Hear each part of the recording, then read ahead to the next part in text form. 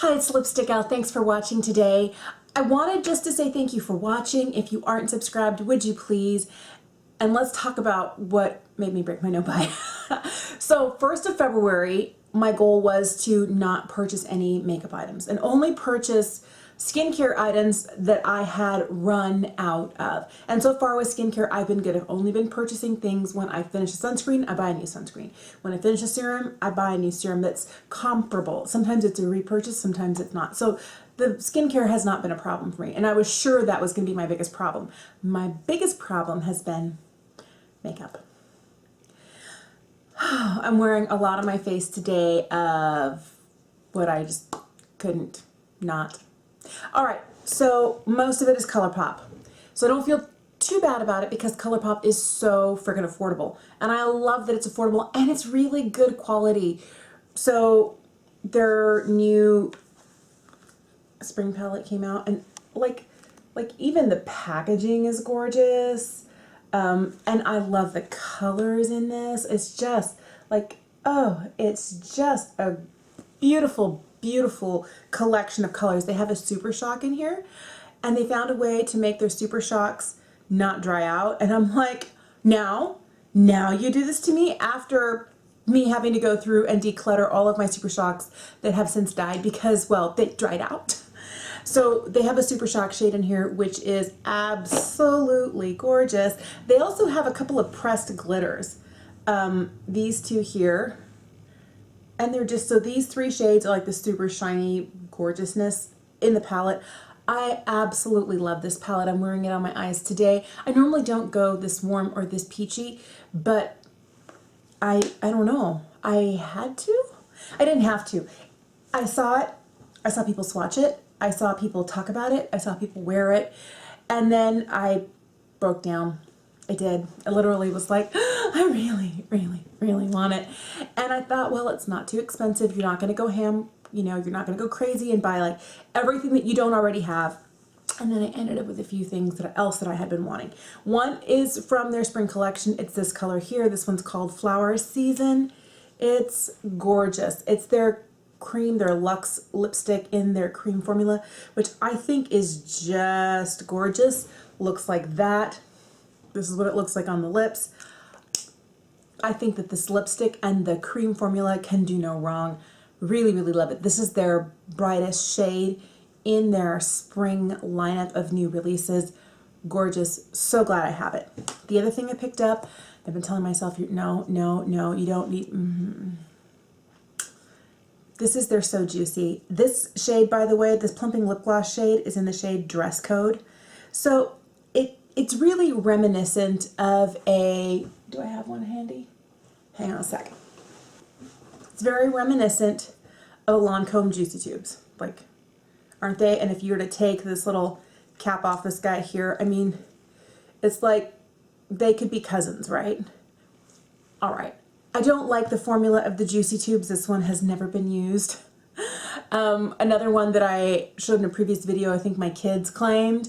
And I have excellent memories of the Juicy Tubes from the 90s. Love this lip gloss. This was my everything. I had like maybe 7 or 8 of them. I had a yellow one. I had an orange one. I mean, I know, an orange and a yellow Juicy Tubes. And then I had pink ones, and there was a red one, and there was a neutrally one. I mean, I loved them, loved them, loved them, loved them. And so when I saw this, I was like, and I already love, that's Dress Code. So shiny, so gorgeous. I already love the ultra glossy lip formula from Colourpop, so I knew I was probably going to like this. I do like how shiny it is. I do like this shade. It also, you know, if you don't wear too much of it and you just kind of sheer it out a little bit, I mean, it gives you some gloss and just the barest little hint of color. So I've been wearing this a lot since I got it, and I'm not disappointed by it. And I think at the price that it is, it's a really, really great, if you are a lip gloss kind of gal, you're gonna love this. All right, the other thing I got, and this was the last thing I picked up, well, no, add one more, was this. I have been wanting this Becky G Colourpop collab. This is the Salvaje palette. The colors in here are gorgeous. There's cat hair in there. How does my cat get hair inside my palettes? I do not know how that happens. Thank you, Kitty. All right. So I think that these shades here are my aspirational shades.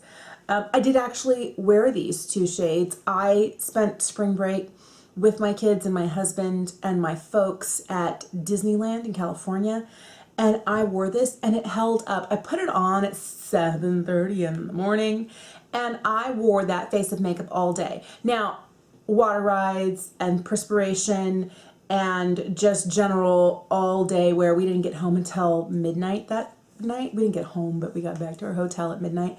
And you could still see that I had eyeshadow on. Did it look the best? No, but from 7 until midnight, the fact that you could still see these kind of more bright pop of color shades and my neutrals and this one here called Estrella.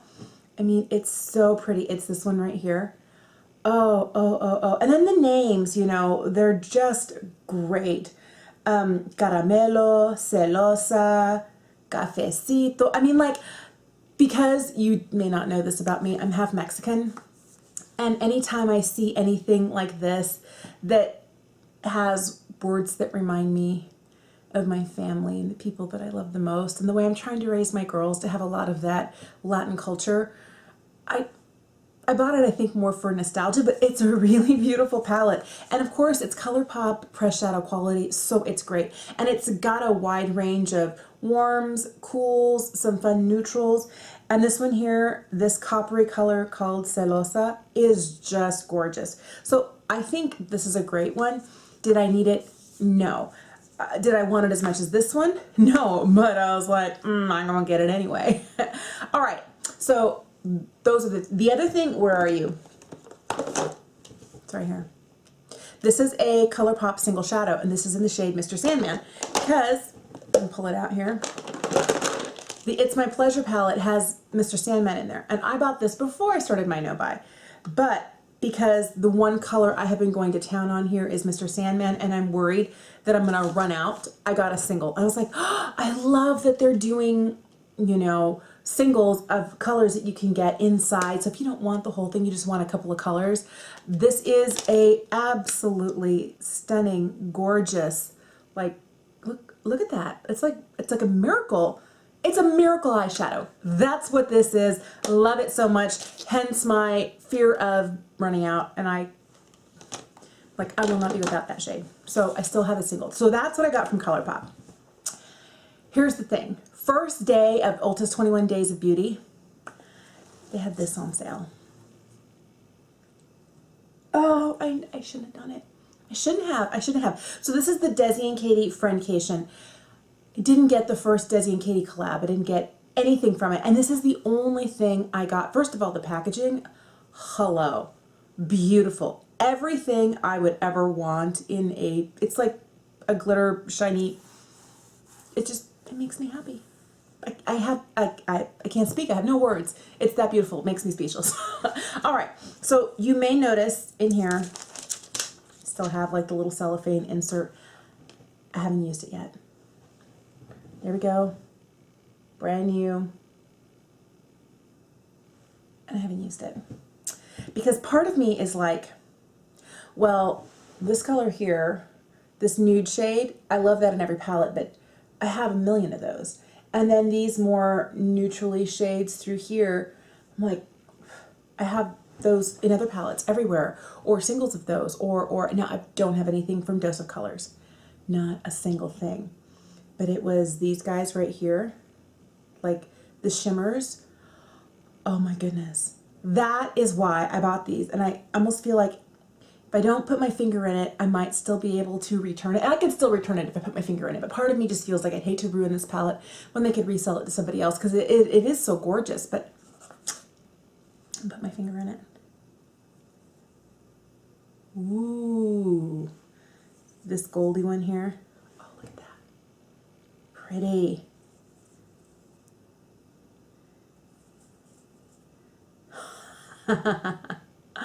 This one here, that one is gorgeous. What are you? Jeans? Hello. This one down here also, this one is called Churro. Oh my giddy aunt. So beautiful. The one that I don't know, it's called Try Me, and it's this darkest one here. It's pretty, it's got some beautiful sheen to it. But this kind of bluey purple called Basic is anything but. Oh, yes. Okay. You're going on my eyes tomorrow. I'm wearing something I like today, but tomorrow. I'm in love. And I'm not sad. Okay. Hang on. So the last thing I picked up was from Urban Decay. It's their new brow blade. I have been looking for the perfect, like utter perfection brow product.